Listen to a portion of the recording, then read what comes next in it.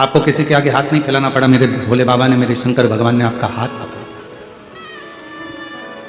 इसलिए भगवान शिव जी से कहना, तुम हमें धन दो चाहे नहीं दो, हमें संपदा दो या ना दो, हमें वैभव दो ना दो, हमारे को कुछ दो चाहे ना दो, गाड़ी बंगला दो चाहे ना दो, पर शंकर जी से कहना हमें हमारे घर में अच्छे संस्कार देना, जिससे हम भगवत भजन में लगेंगे तो आपकी कृपा से हमें दौलत अपने आप मिलती चलेगी। हम अपना परिश्रम, हम अपनी मेहनत, हम अपना संघर्ष कर सकें, हम अपनी मेहनत, अपनी लगनता से आगे बढ़ सकें। आज के जमाने में लोग संघर्ष कम करते हैं और विचार ज़्यादा करते हैं कि कहीं से हमको ऐसा कोई महाराज मिल जाए जो कोई जड़ी बूटी ऐसी दे दे कि हमारे पास में धन बढ़ जाए। मेरी जीजियों, दुनिया में कोई ऐसा महाराज पैदा नहीं हुआ जो तुमको कहीं से गड़ा हुआ धन दे देगा। आपकी मेहनत से बड़ी दुनिया में कोई दौलत नहीं है, आपके संघर्ष से बड़ा कोई धन नहीं है। आप जितनी मेहनत करेंगे, आप जितना परिश्रम करेंगे,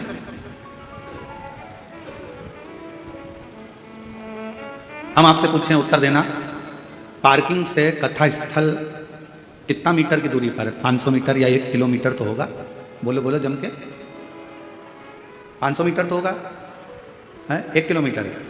पार्किंग से कथा स्थल 1 किलोमीटर है और 1 किलोमीटर दूर आपकी गाड़ी छूट गई। उसके बाद चलना किसको है? जम के बोलो, आपको।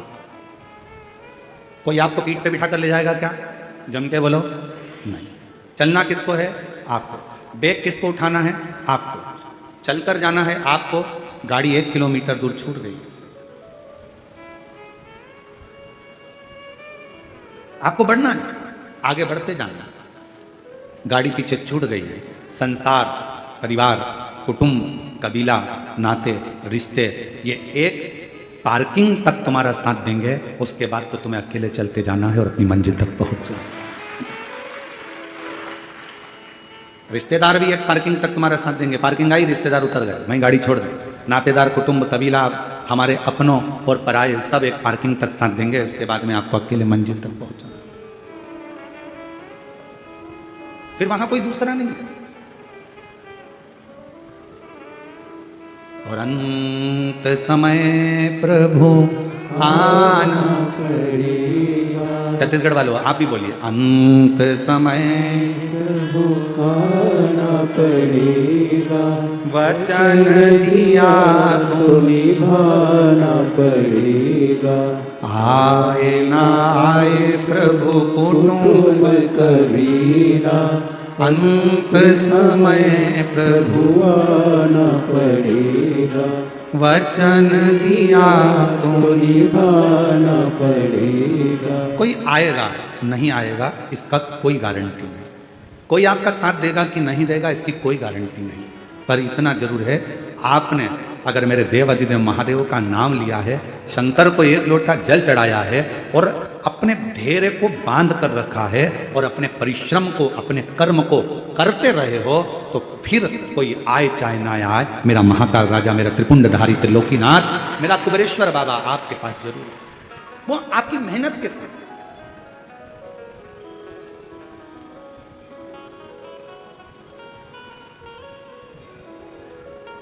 मेहनत करो ही ना और आखिरी में तुम कह दो कि भगवान तो मेरा साथी नहीं दे रहा। दुकान खोलो ही ना और कहो कि ग्राहकी नहीं आ रहा है।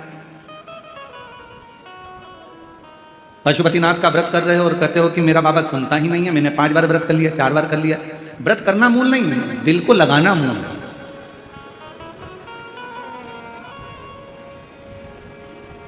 कितना सुंदर कहा है। सोमवार का व्रत है, पशुपतिनाथ का व्रत है, 16 सोमवार का व्रत है, संकट सोमवार का व्रत है, प्रदोष का व्रत है, शिवरात्रि का व्रत है। उस दिन बेलपत्र को, जिस दिन आपका व्रत होता है उस दिन बेलपत्र को नहीं तोड़ा जाता। कितना सुंदर वर्णन है, जरा सुनिएगा शिव महापुराण का, लिंग पुराण का ये वर्णन, शिव पुराण का, स्कंद पुराण का ये वर्णन, ध्यान रखना। जिस दिन आपका सोमवार का व्रत है उस दिन बेलपत्र नहीं तोड़ा जाता। जिस दिन आपका पशुपतिनाथ का व्रत है उस दिन आप बेलपत्र नहीं तोड़ोगे वृक्ष से। जिस दिन आपका प्रदोष का व्रत है उस दिन बेलपत्र नहीं तोड़ोगे। जिस दिन आपका 16 सोमवार का व्रत है उस दिन बेलपत्र नहीं तोड़ोगे। जिस दिन संकट सोमवार का व्रत है, शिवरात्रि का व्रत है, जिस दिन आप शंकर भगवान का तीज का व्रत, छठ का व्रत, भगवान शंकर का कोई भी व्रत अगर आप धारण करते हैं तो उस दिन बेलपत्र को व्रत करने वाले व्यक्ति को नहीं तोड़ना चाहिए। व्रत आज है तो बेलपत्र को एक दिन पहले तोड़कर रख लेना चाहिए। क्यों? ऐसा हमारा शास्त्र, हमारा विधान, हमारे पुराण, हमारे वेद क्यों वर्णन करते हैं? किस लिए वर्णन करते हैं? क्यों कहा गया कि प्रदोष के दिन, जिस दिन आपका व्रत है उस दिन आप कोई सा भी व्रत, आपका सोमवार का व्रत है, आपका शिव जी का अगर कोई व्रत कर रहे हो तो उस दिन आप भगवान शंकर को चढ़ाने के लिए बेलपत्र मत तोड़ो, एक दिन पहले तोड़ो। क्यों कहा गया? हमारे शास्त्र क्यों कहते हैं कि पशुपतिनाथ का व्रत कर रहे हो तो बेलपत्र को एक दिन पहले तोड़ना, सोमवार का व्रत कर रहे हो तो बेलपत्र को एक दिन पहले तोड़ना, प्रदोष का व्रत कर रहे हो तो एक दिन पहले व्रत को बेलपत्र को तोड़ना। एक दिन पहले उस बेलपत्र को क्यों तोड़ा जाता है? जिस दिन हमारा व्रत रहता है उस दिन हम बेलपत्र क्यों नहीं तोड़ सकते? तो हमारा शास्त्र कहता है, शिव महापुराण वर्णन करती है कि जिस बेलपत्र की पूजन आप साल भर में अगर एक दिन भी आपने बेलपत्र को जल चढ़ाया है, एक दिन भी बेलपत्र को नमन करा है, एक दिन भी बेलपत्र के वृक्ष को यदि तुमने पूजा है, साल भर में एक दिन भी आपने अगर बेलपत्र की आराधना करी है, तो आप जब जब सोमवार का व्रत रखती हो, प्रदोष का व्रत रखते हो, आप जब जब शिवरात्रि का व्रत रखते हो, आप जब संकट सोमवार का व्रत रखते हो, पशुपति व्रत रखते हो, तो तुम्हारे उस व्रत को सफल बनाने के लिए बेलपत्र का वृक्ष भी तुम्हारे लिए व्रत रखता है, जिससे तुम्हें उस फल की प्राप्ति।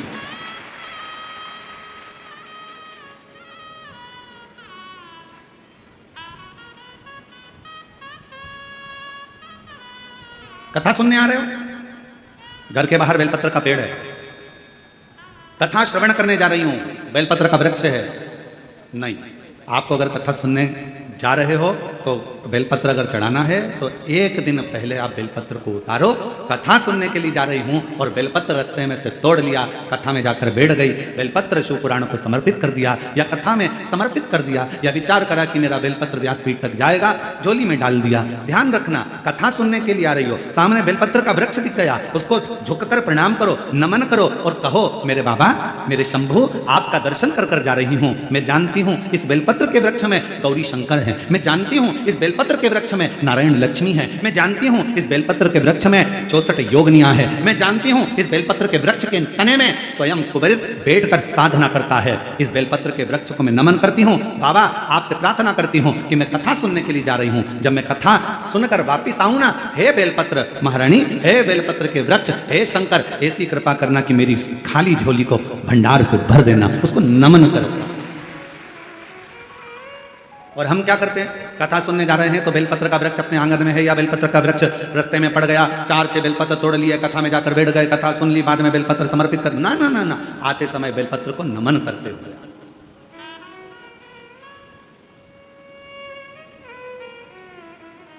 प्रणाम करते हुए, विनय करते हुए।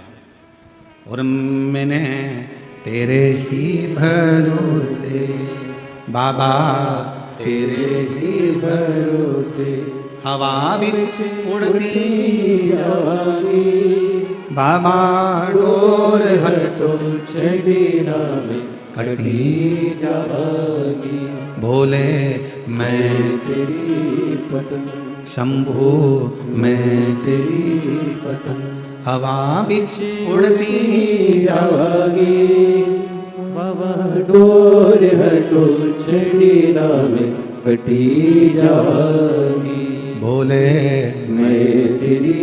आप उसको नमन करिए। कई लोग कहते हैं गुरुजी हमने पशुपतिनाथ का व्रत किया, हमने 16 सोमवार करे, हमने सोमवार का व्रत करा, हमने प्रदोष करी, हमने बाबा की सोमवारी का व्रत करा, मेरा बाबा मेरे सुनता क्यों नहीं है? हम गलती कर दिए, हम जिस दिन हमारा व्रत था उस दिन हमने बेलपत्र को तोड़ लिया, उतार लिया, हम भूल गए। हम सबसे कहेंगे, अगर YouTube पर हमारी पूर्व की कथा डली हो, एक पुष्प शिव महापुराण की कथा, त्रिपुंड शिव महापुराण की कथा, बेलपत्र शिव महापुराण की कथा, जब पुरानी जो YouTube पर, हमारे YouTube पर अगर डली हो तो वो कथा को आप निकालना, उसको एकांत में बैठकर थोड़ा सा श्रवण करना कि पुष्प का महत्व क्या है। कौन सा फूल जमीन पर गिरा हुआ भी शंकर को स्वीकार होता है, कौन सा पुष्प शिव को किस स्थान पर चढ़ाया जाए, क्यों सोमवार, अष्टमी और ये अन्य जितनी तिथियां होती हैं, अमावस्या, पूर्णिमा, प्रदोष, चतुर्दशी, त्रयोदशी, ऐसा वर्णन उसमें आता है कि इन दिन बेलपत्र को नहीं तोड़ा जाता। अष्टमी, नवमी, ये तिथियां हैं, क्यों नहीं तोड़ा? इसलिए क्या कारण है कि इन तिथियों पर बेलपत्र को नहीं तोड़ा जाता? तो कहा जब हम रोज बेलपत्र को जल चढ़ाते हैं, शंकर की आराधना करते हैं, तो बेलपत्र के वृक्ष के नीचे बैठकर देवता भी हमारे कल्याण की कामना करते हैं।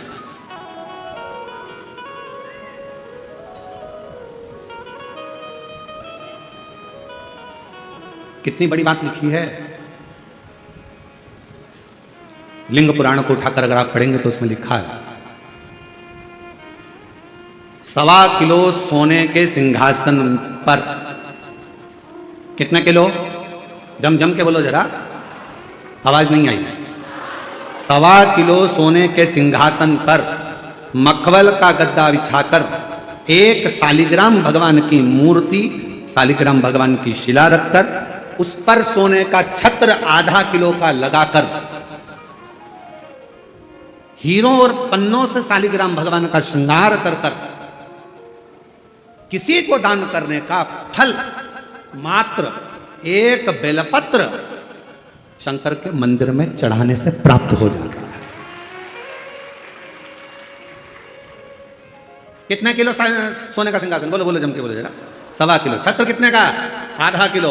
हीरे, रतन, माणिक, मोती, सोने से जड़े हुए शालिग्राम भगवान को सिंहासन पर रखकर दान करने का जो पुण्य होता है, 1000 अश्वमेध यज्ञ का बराबर का जो पुण्य होता है, हजारों सर्वोत्तम यज्ञ करने का जो पुण्य होता है, सोम यज्ञ करने का जो पुण्य होता है, वो एक बेलपत्र शंकर भगवान को चढ़ाकर भगवान शिव को अर्पित करने से प्राप्त हो जाता है। और ऐसा यज्ञ का फल मेरा विश्वास करता है, मेरे छत्तीसगढ़ वासियों के लिए, मेरे संपूर्ण देशवासियों के लिए, मेरे संपूर्ण विश्व में रहने वाले शिव भक्तों के लिए, ये मेरा दिल कहता है कि इतना बड़ा दान मेरा मन करता है कि आप सब हफ्ते में कम से कम एक दिन ऐसा आता होगा कि आप भी एक बेलपत्र शंकर को चढ़ाते होगे, तो समझ लेना कि आपने भी अश्वमेध यज्ञ, सोम यज्ञ और स्वर्ण सिंहासन, स्वर्ण छत्र का दान अपने जीवन में कर लिया।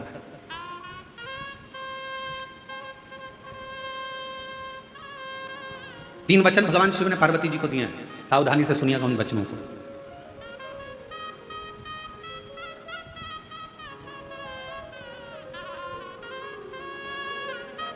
दो वचन तो काशी के हैं और एक वचन अमरनाथ की गुफा का। 3 वचन मेरे भगवान शंकर ने पार्वती जी को दिए हैं, जिसमें से 2 वचन काशी के हैं कि काशी में शंकर भगवान से पार्वती जी कहती हैं, जिस पति पत्नी में आपस में झगड़ा हो उसमें प्रेम बढ़े, ये वचन दीजिए। शिव जी ने वचन दिया, पति पत्नी अगर झगड़ा करेंगे तो उनमें आपस में प्रेम बढ़ेगा, झगड़ा करने के बाद प्रेम बढ़ता है, स्नेह बढ़ता है। दूसरा वचन दीजिए, काशी में अगर कोई मरेगा तो उसको गुरु मंत्र तुम्हें देना पड़ेगा, तारण मंत्र तुमको देना पड़ेगा। शंकर भगवान ने वचन दिया कि काशी के अंदर अगर कोई मरेगा तो उसको तारण मंत्र में दूंगा, तारक मंत्र में दूंगा। और अमरनाथ की गुफा में तीसरे नंबर का वचन भगवान शंकर ने दिया, शिव जी ने दिया, बाबा जग कल्याण के लिए एक वचन चाहिए। क्या? भूल से भी अगर कोई एक बेलपत्र का स्पर्श मात्र कर ले, स्पर्श मात्र कर ले, अगर भूल से भी अगर कोई बेलपत्र को छू ले या बेलपत्र का स्पर्श कर कर आपकी आराधना में या किसी को दान में दे दे, तो वो संसार सागर में दूसरी बार जन्म ना ले, वो आपके धाम में जाकर विराजमान होगा। वचन दीजिए। पुनरपि जननम पुनरपि मरणम के प्रपंच से छुड़ा देता है एक बेलपत्र का पौधा।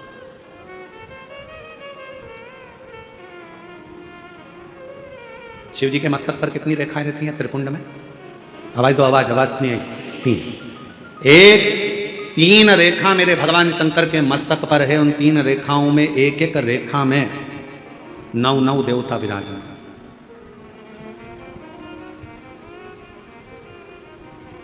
एक रेखा में 9 देवता, दूसरी रेखा में 9 देवता, तीसरी रेखा में 9 देवता, ऐसे शिव जी की त्रिपुंड रेखाओं में 27 देवताओं का।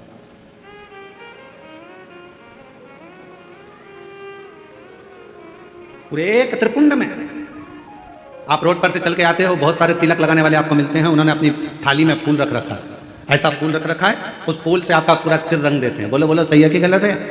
अरे बोलो तो जम के। ऐसा सिर रंग देते हैं और आप उनसे कुछ कहती भी नहीं हो। आपको कहना चाहिए ये सिर रंगने से कुछ नहीं होगा, अगर कुछ करना है तो अपने हाथ की 3 उंगलियां लीजिए और त्रिपुंड खींचिए। कम से कम 27 देवता मेरे मस्तक पर रहना चाहिए।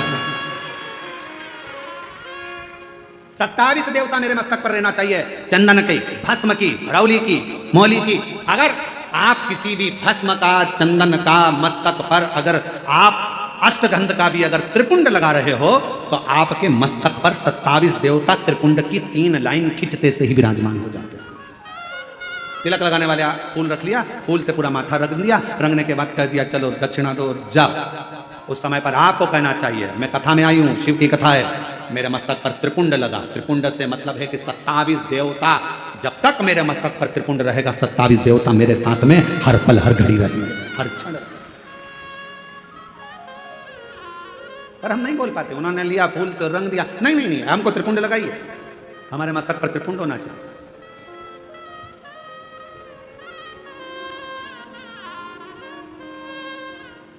शिव जी के मंदिर जा रहे हो, भगवान शंकर का जल है, उसको भी मस्तक पर त्रिपुंड के भाव से लगा सकते। भस्म है, भाव से लगा सकते। और यदि कुछ भी ना लगा सको तो फिर एक काम करो, शंकर के मंदिर में जब जाओ, झुककर जब प्रणाम करो तो अपना मस्तक शिव के चरणों में झुककर प्रणाम करोगे तो जो शिव भक्त आएंगे उनके चरण की रज आपके जब मस्तक पर लगेगी तो आपका कल्याण कर देगी, आपका उद्धार कर देगी, कल्याण कर देगी।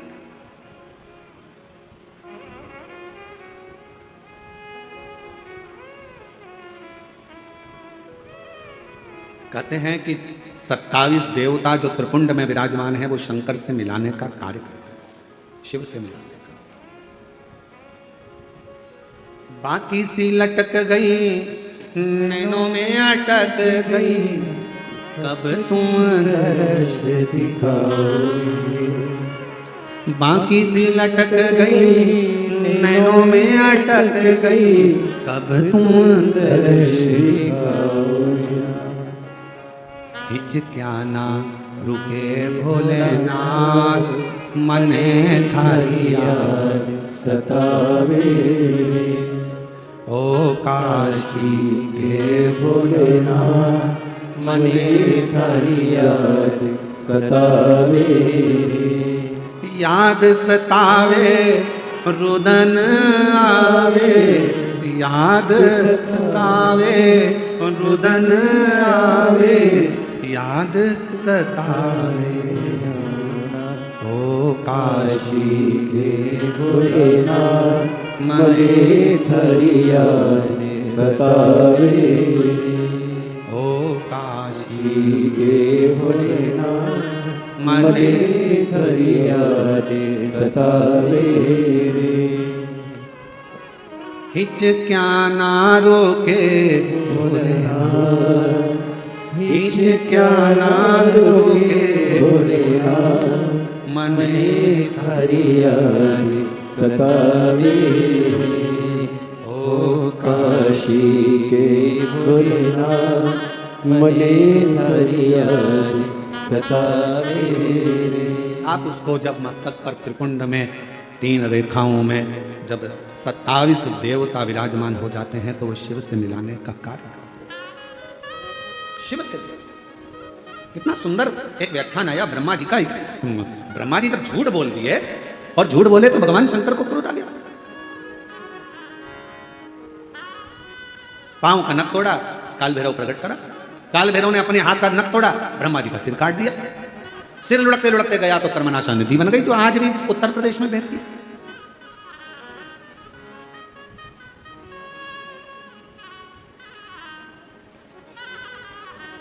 निवेदन करा भगवान विष्णु ने भगवान शिव जी से, बाबा ब्रह्मा जी का सिर कटा है, ये कटा हुआ सिर ना जाने कहां जाएगा, आप कृपा कर इसको वट वृक्ष बना दीजिए।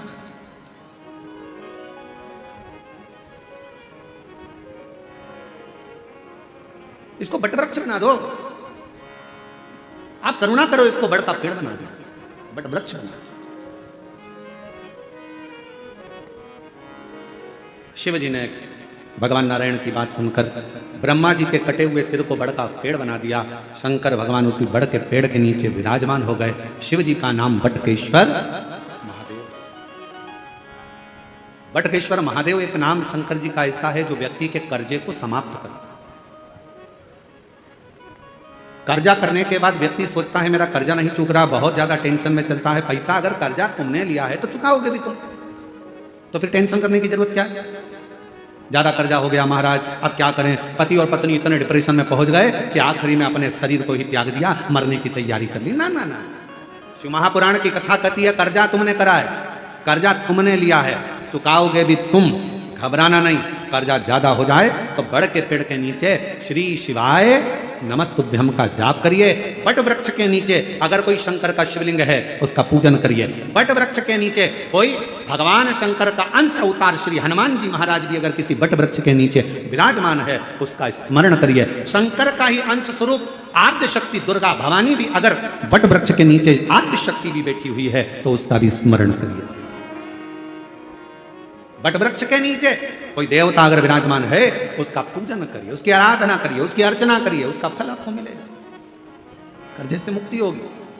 आप यह ना सोचिए कि शंकर जी तो है ही नहीं, बढ़ के नीचे हनुमान जी मिल गए, हनुमान जी का स्मरण कर लो, देवी जी मिल गई, देवी जी का स्मरण कर लो, शिव जी मिल गए, शिव जी का, सब एक। शिव महापुराण की कथा किसी देवता को तोड़ना नहीं बताती कि राम अलग है कि कृष्ण अलग है कि शंकर अलग है कि देवी अलग है कि देवता अलग है। शिव महापुराण की कथा कहती है सब में शिवोहम शिवोहम शिवोहम, सब में शिव समाया है। कथा वाचने वाला भी शिवमय और कथा सुनने वाला भी शिवमय होता है, कथा करवाने वाला भी शिवमय होता है, कहीं शिव से परे कुछ भी नहीं।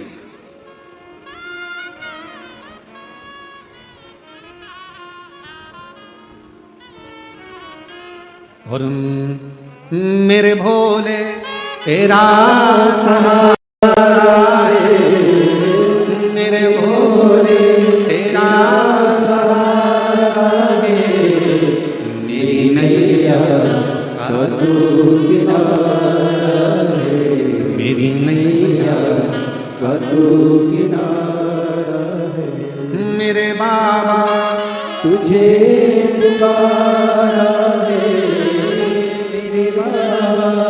तुझे पुकारा है, मेरी नैया का तू किनारा है। थोड़ा संघर्ष हो सकता है, थोड़ा कर्जा लिया है तो थोड़ा टेंशन हो सकता है, पर टेंशन बहुत बहुत स्मरण रखिए। बादल टूटता है तो पानी बनता, बोलो सही है कि गलत है? बादल टूटता है पानी बनता है। पृथ्वी पर मिट्टी टूटती है, अगर मिट्टी टूटती है तो अन्न बनता है।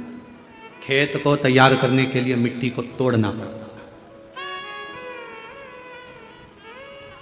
और वो बीज जो मिट्टी में गया है वो मिट्टी में बीज टूटता है तो पेड़ बनता है। बादल टूटा पानी बना, मिट्टी टूटी फसल बनी, बीज टूटा पेड़ बना, और इंसान जब टूटता है तो कोई अच्छा इंसान बनता है। किसी ने गाली दी, टूटना मत ही, वो तोड़ेगा तुमको। गाली दिए, अपशब्द कहा, ताने दिए, बहुत आड़ा टेढ़ा बोला, खूब बद्दुआ दी, खूब श्राप दिए, खूब आड़ा टेढ़ा बोला, वो आपको तोड़ रहा, और जब जब टूटा है तब तक कुछ ना कुछ बना है, कुछ ना कुछ। अगर कोई तुम्हें तोड़ रहा है तो चिंता ना करना, अपशब्द कह रहा है चिंता ना करना, गाली दे रहा है चिंता ना करना, ताने दे रहा है चिंता ना करना। तुम जब अंदर से टूट जाओगे, टूटने के बाद जब कुछ बनोगे, निखरोगे, तो दुनिया उस चमक को देखकर स्तब्ध रह जाएगी कि इतना चमकता है टूटने के बाद। सास ने गाली दे दी, तुमने पलटकर जवाब दे दिया, उत्तमता नहीं है। बहू ने अपशब्द कहा तो सास ने पलटकर जवाब दे दिया, उत्तमता नहीं है। इस मामले में श्रीमद् भागवत को पढ़ना चाहिए। किस किसने सुनी है श्रीमद् भागवत कथा? जरा हाथ उठाओ। जिन जिन्होंने भागवत सुनी है जरा हाथ उठाओ। सब लोग सुनी है? सबने रख लो। द्रौपदी का चरित्र सुना है कि नहीं सुना है? अरे बोलो तो जम के। सुना है? क्या सुना था द्रौपदी के चरित्र में? द्रौपदी के सोते हुए 5 पुत्रों का वध कर दिया था अश्वत्थामा। बोलो सही है? द्रौपदी के सोते हुए 5 पुत्रों का वध कर दिया। मालूम पड़ा अश्वत्थामा ने मेरे पुत्र को मारा है। रो पड़ी, चीख पड़ी द्रौपदी, आवाज लगा रही है, स्वामी स्वामी स्वामी। पति द्वारकाधीश के चरणों में चरण दबा रहे थे। आवाज पहुंच गई द्वारकानाथ के पास में। द्वारकानाथ ने कहा, अरे भीम भाग कर जा, अर्जुन जल्दी भाग कर जा, द्रौपदी चिल्ला रही है। भीम ने कहा, अर्जुन ने कहा कि हम आपका चरण सेवा छोड़ दें? हाँ हाँ जाओ जल्दी से जाकर देखो क्यों रो रही है, क्यों चिल्ला रही है। जाकर सूचना मिली कि द्रौपदी के रोने का कारण इतना था कि द्रौपदी के 5 पुत्र जो सो रहे थे पलंग पर, उसको अश्वत्थामा ने काट दिया, शीश काट दिया, मार दिया। भीम अर्जुन ने कहा क्या हुआ द्रौपदी? मेरे पुत्रों को मारा गया है। भीम अर्जुन दौड़ कर गए, अश्वत्थामा को पकड़ कर लेकर आए, द्रौपदी के सामने लाकर खड़ा कर दिया, हाथ में तलवार दे दी द्रौपदी के, ले द्रौपदी तलवार, इसने तेरे 5 पुत्रों को मारा है तो इसका शीश काट। सुनिए श्रीमद् भागवत। अरे बोलो तो, हे द्रौपदी, इसने तेरे बेटों को मारा है तो इसका शीश काट। ये ले तलवार, और तलवार लेकर काट शीश, मार दे। द्रौपदी तलवार को नीचे फेंक दी। द्रौपदी ने तलवार को नीचे फेंका, और तलवार को नीचे फेंक कर द्रौपदी ने भीम से कहा क्या कह रहे हो? अश्वत्थामा को मार दूं? हाँ, ये मेरे गुरु का पुत्र है। तो क्या हुआ? इसने तेरे पुत्र को मारा था तो गुरु के पुत्र को मार दे। द्रौपदी मुस्कुराकर कहती है, स्वामी, कोई कुत्ता यदि हमको काट लेता है तो हम कुत्ते को नहीं काटते हैं। काटते हैं? होता है अपनी तरह ऐसा? हमने तो कभी मध्य प्रदेश छत्तीसगढ़ में ऐसा नहीं देखा कि कुत्ता अपन को काटे तो अपन कुत्ते को काट लें। और कहीं ऐसा होता हो तो बात दूसरी है कि कुत्ता काटे तो अपन कुत्ते को काट लो, बिच्छू अपन को काटे तो अपन बिच्छू को काट लो, सांप अपने को काटे तो अपन सांप को काट लो। ये हमारा सनातन धर्म नहीं सिखाता, ये मेरा शंकर की कथा नहीं सिखाती कि कोई कुत्ता यदि हमको काटे तो हम कुत्ते को काटें। ये श्रेष्ठता नहीं है। शिव महापुराण की कथा कहती है, कोई अपशब्द कहे, कोई ताने दे, कोई गाली दे, कोई आड़ा टेढ़ा बोले, उस समय पर द्रौपदी जैसा विचार रखना, तलवार को नीचे पटक देना और कह देना कि समय आएगा सब बताएगा, इसके मस्तक पर लगी हुई मणि को निकाल लो। भीम ने अश्वत्थामा के मस्तक की मणि को निकाल लिया। अश्वत्थामा के सिर पर घाव हो गया। वो घाव अश्वत्थामा आज तक नहीं भर पाया, सारी दुनिया में घूमता है। हमने तो सुना है छत्तीसगढ़ में एक शंकर जी का मंदिर ऐसा है जहां पर अश्वत्थामा आज भी आता है। छत्तीसगढ़ की भूमि पर एक शिव का मंदिर ऐसा है जो पहाड़ों पर, पर्वतों पर, अमरनाथ केदारनाथ जैसा पहाड़ों के मध्य में है, और वहां आज भी अश्वत्थामा आता है और वहां के दियों का घी लेकर अपने मस्तक पर लगाता है। जरा विचार करिएगा, जो घाव अश्वत्थामा के मस्तक पर हुआ वो आज तक नहीं भराया। अपशब्द कहने वाले की जिंदगी में एक घाव उसकी दिल में अपने आप हो जाता है, वो जीवन भर मरते दम तक नहीं भरा पाता है। कुत्ता काटे, आप कुत्ते को मत काटो। अब शब्द कहने वाले से शब्द ना कहिए, गाली देने वाले को गाली ना दीजिए, आड़ा टेढ़ा बोलने वाले को आड़ा टेढ़ा ना कहिए। थोड़ा धैर्य रखिए, थोड़ा इंतजार करिए, थोड़ा अपने कर्म से पीछे मत हटो, अपना कर्म चलते चलते करते चलो। बस एक काम करना कि मत बुरे कर्म कर बंदे वरना पछताएगा, भगवान की आंखों से तू बच नहीं पाएगा, तू बच नहीं पाएगा। अरे ओ अज्ञानी मत करना नादानी, अरे ओ अज्ञानी मत करना नादानी। तेरे कर्म का फल भी तू ही पाएगा, जैसा किया तूने तेरे आगे आएगा। मत बुरे कर्म कर बंदे वरना पछताएगा, भगवान की आंखों से तू बच नहीं पाएगा, तू बच नहीं पाएगा। ये उसकी उदारता से मिला शरीर है। कोई गलती हमारे द्वारा होती है और हम दोष दूसरे को देते हैं। पशुपति व्रत नहीं करा, पशुपति व्रत, और व्रत करने के बाद अगर फल नहीं मिला तो दोष दे दिया, भगवान तो हमारी सुनी नहीं रहा, भगवान तो हमसे रूठ कर बैठा है, ना जाने मैंने किसका बिगाड़ा कर दिया, कौन को ऐसा क्या कह दिया कि भगवान मेरा साथ ही नहीं दे रहा। नहीं, गलती हमारी, हमने जरूर पशुपति व्रत वाले दिन बेलपत्र को तोड़ लिया होगा, बच्चों से कहकर तोड़वा लिया होगा, और वो बेलपत्र लेकर हम शिव के पास गए होंगे। हमारी साधना में से एक अंश कम पड़ गया होगा। मैंने सोमवार का व्रत करा, और बड़े प्रेम से संकट सोमवार 16 सोमवार करे। 16 सोमवार मैंने भूखे रहकर करे, जरा सा दूध लेकर, चूरमा लेकर, प्रसाद लेकर, बेलपत्री लेकर, एक मिश्री की डली लेकर मैंने संकट सोमवार 16 सोमवार करे। बाबा ने मेरी नहीं सुनी, उसमें गलती मेरी होगी। मैंने सोमवार के दिन शाम को 16 सोमवार की पूजन कर रही थी और सुबह बेलपत्र तोड़वा लिया जरूर, इसलिए बाबा ने मेरी एक आराधना में थोड़ी सी चूक रह गई। आप आए नहीं, सुबह हो गई, मेरी पूजा की थाली धरी की। क्यों आते नहीं? अपराध मेरा बताते नहीं। मेरी आराधना में कौन सी कमी रह गई? क्या कमी रहेगी मेरी आराधना में? कौन सी भूल रहेगी मेरी आराधना में? नहीं तो तू तो सुनने वाला, त्रिकालदर्शी, कैलाशी, अविनाशी, तेरा तो केवल नाम का स्मरण करने पर तू तार देता। एक पत्र है, अच्छा है, देखिए।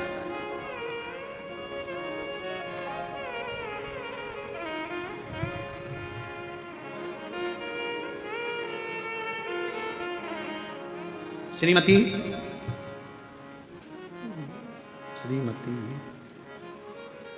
क्या लिखा है? चलो पत्र में पढ़कर सुनाओ। एक तो नाम श्रीमती छाया है, छत्रा, अच्छा, श्रीमती छत्रा साहू, सेक्टर 11 भिलाई से आई हो। कहीं बैठी हो तो हाथ हिला सकती हैं। 2022 से कथा सुन रहे। गुरुदेव, मेरा बेटा को 15 साल से मिर्गी का झटका आता था। 15 साल से मिर्गी का झटका आता था। बाबा की ऐसी कृपा हुई, बेलपत्र, शिव को एक लोटा जल और शिव महापुराण। कहीं बैठी हो तो बेलपत्र लेने के लिए आ सकती हैं। छत्रा साहू, सेक्टर 11 भिलाई से आ सकती हैं। बाबा की ऐसी कृपा हुई, 15 साल से जो मिर्गी का झटका मेरे बेटे को आता था, बाबा की कृपा से उसका झटका आना बंद हो गया। मैं बाबा को यहाँ प्रणाम करने के लिए आया। विश्वास, शिव की आराधना। एक पत्र और अच्छा, देखिए।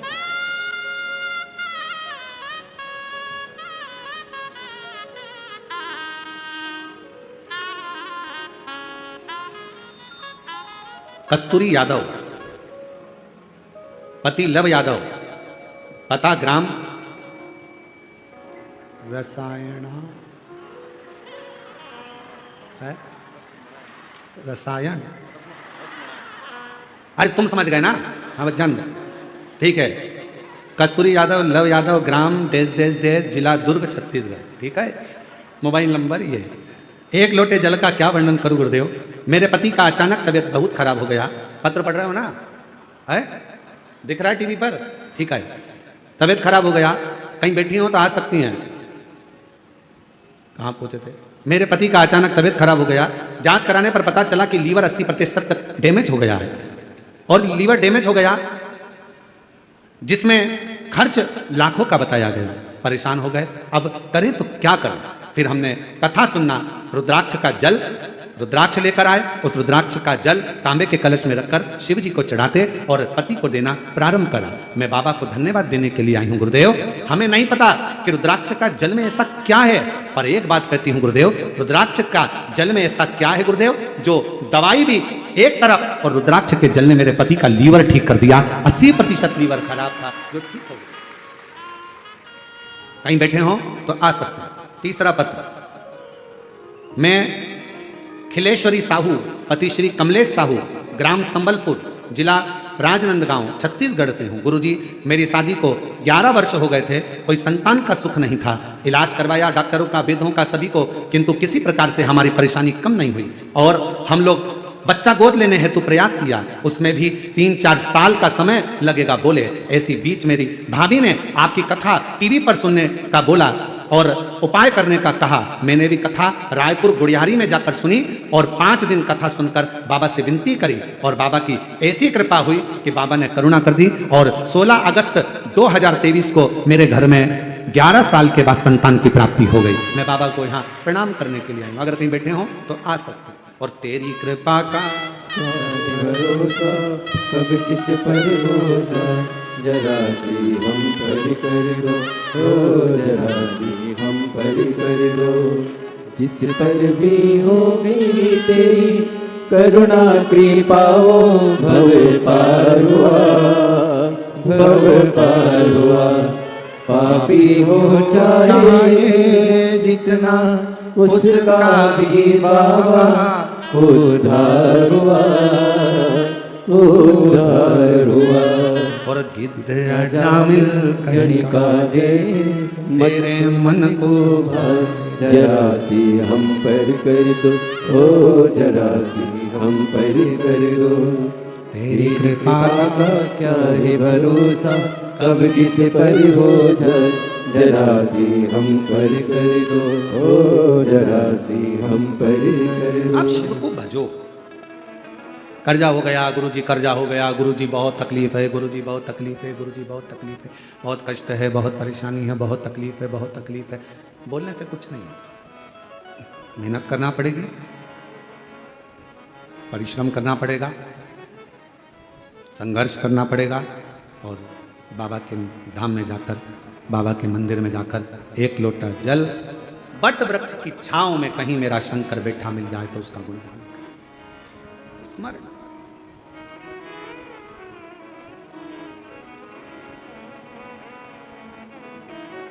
ध्यान देना थोड़ा सा। 3 वचन मेरी माता पार्वती जी ने शिव जी से मांग लिया। पहला वचन कौन सा था काशी का? आपस में पति पत्नी का झगड़ा हो तो प्रेम बढ़े। झगड़ा प्रेम को बढ़ा देता है।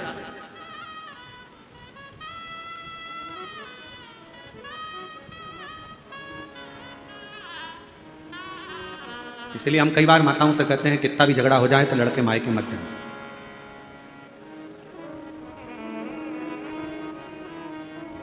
लड़ लो, झगड़ लो, खूब लड़ लो, तुमसे जितना बन सके उतना लड़ लो, पर निवेदन है कभी भी बात बंद मत करो।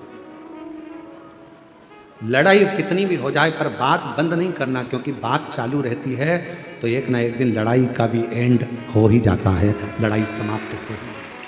बात बंद ना करना। आज के बाद मैं तुम्हारा मुंह नहीं देखूंगी। चली गई मायके। मायके जाते से दिमाग इतना डिस्टर्ब हो गया, मम्मी ने कहा चाय पी ले, नहीं पीना।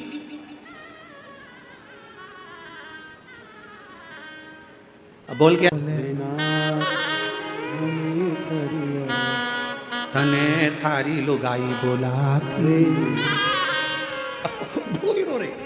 वो भी आंख से आंसू आ रही है। मेरा पति मुझे फोन नहीं लगा रहा, याद नहीं कर रहा, तू बोल कर आई थी, तुम्हारा मुंह नहीं देखो, अब तुमसे बात नहीं करना। अरे लड़ाई कितनी भी हो जाए, कुछ भी हो जाए, पर मायके नहीं जाऊंगी, यहीं रहूंगी, छाती पे मूंग दलूंगी, पर यहीं रहूंगी। और जितनी लड़ाई हो जाए ना, खाना बंद मत करो, क्योंकि एनर्जी उसी से आती है।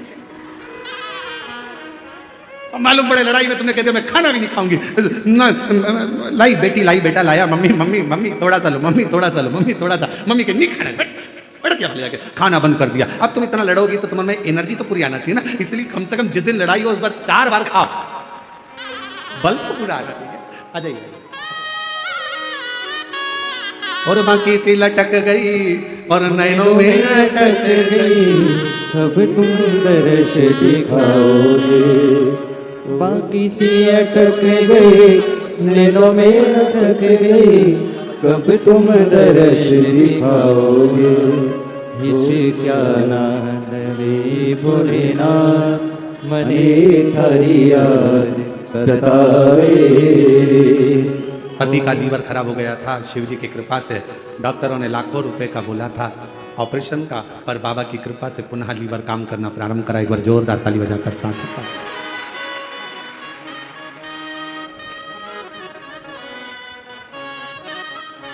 आदर्श दिखा रे भोलेनाथ, तुझे तेरी याद बुलावे। आदर्श दिखा दे भोलेनाथ, तुझे तेरे याद बुलाते हैं। आदर्श दिखा दे भोलेनाथ, तुझे तेरे याद बुलावे। तुझे रो रो पुकारे मेरे नाथ, तुझे रो रो पुकारे मेरे नाथ, तुझे तेरे दास बुलाते हैं। आदर्श दिखा दे भोलेनाथ, तुझे तेरे याद बुलाते हैं। आदर्श दिखा दे भोलेनाथ, तुझे तेरे याद बुलाते हैं। तुझे रो रो पुकारे भोलेनाथ, ओ तुझे रो रो पुकारे भोलेनाथ, ओ तुझे रो रो पुकारे भोलेनाथ, तुझे तेरे दास बुलावे, आदर्श दिखा दे भोलेनाथ, तुझे तेरे दास बुलाते हैं। आदर्श दिखा दे भोलेनाथ, तुझे तेरे भक्त बुलाते हैं।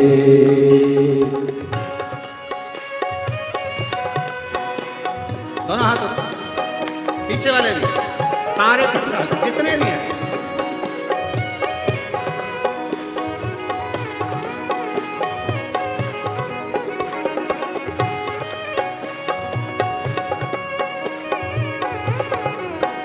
जय हो।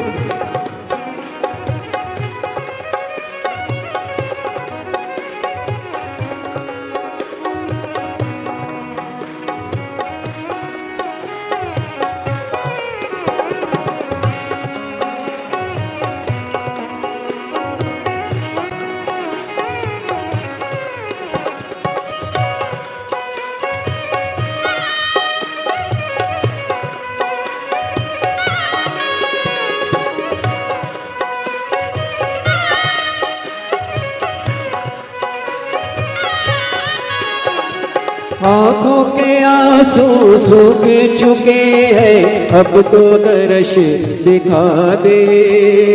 आँखों के आंसू सूख चुके हैं, अब तो दर्श दिखा दे। कब से खड़े हैं दर पर तेरे, मन की प्यास बुझा दे। कब से खड़े हैं दर पर तेरे, मन की प्यास बुझा दे। तेरी लीला निराली भोलेनाथ, तेरी लीला निराली भोलेनाथ, तुझे तेरे लाल बुलाते हैं। आदर्श दिखा दे भोलेनाथ, तुझे तेरे लाल बुलाते हैं। तुझे रो रो पुकारे मेरे नैन, ओ तुझे रो रो पुकारे मेरे नैन, ओ तुझे रो रो पुकारे मेरे नैन, ओ तुझे रो रो पुकारे मेरे नैन, तुझे तेरे लाल बुलाते हैं।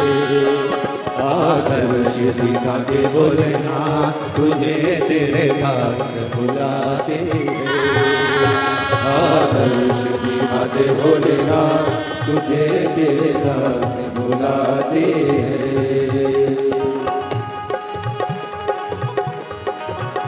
शंभो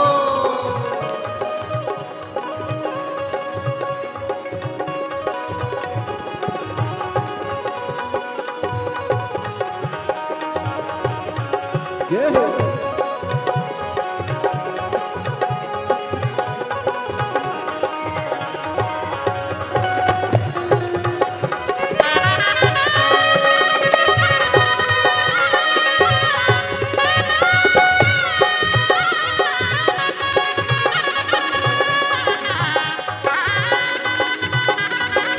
राधे हरि